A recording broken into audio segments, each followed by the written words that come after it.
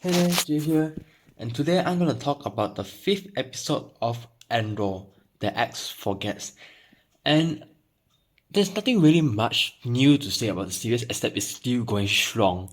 The pace is slow as ever, and I mean, at times you can really feel that it's dragging a little, but it's all for the sake of the story. We need the input, we need that kind of setup. And to be honest, I don't really mind it that much because I already kind of gotten to it from this series so far, and it really does work because it's the kind of show that reveals bit of bit as it goes on. Like for example, spoiler alert again, the group that Cassian is gonna work with to pull off this heist is not just two-dimensional characters.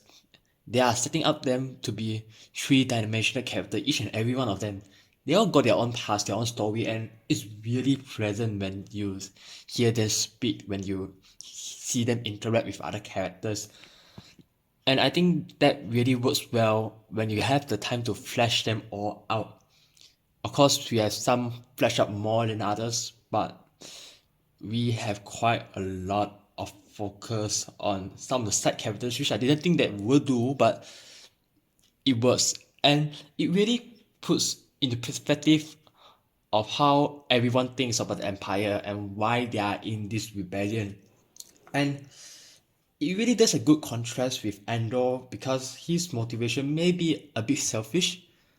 He's on this character arc perhaps, but for now he's maybe a little bit selfish. While there are others in his group that one is really believe in the cause, another is in for revenge. It's all kind of cause that brings this group together, and I like seeing that complicity very much. And well, this is another build-up episode towards the next episode, which I presume is going to be the high. So then the next episode is going to be huge, I hope.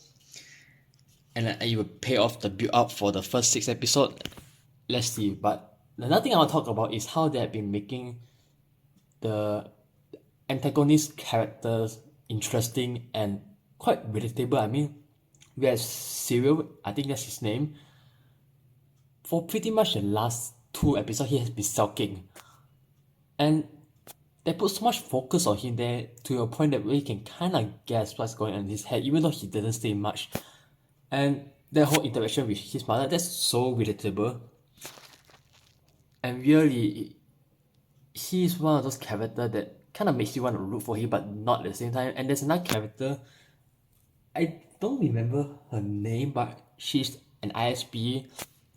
She really wants to make you root for her. I mean, her motivation isn't exactly wrong. She's coming from a good place. I mean, each of the characters are coming from a good place most of the time in their own views. And it's interesting to be able to see all that, and that again has to go with the runtime.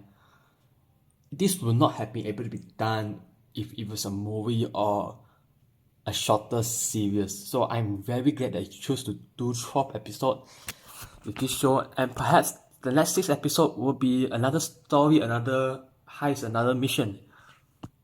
And well, I really like the show so far, and this might be my favorite series of the year. Might. But let's see. So what do you think about Andor episode 5? Feel free to let me know your thoughts in the comment section down below.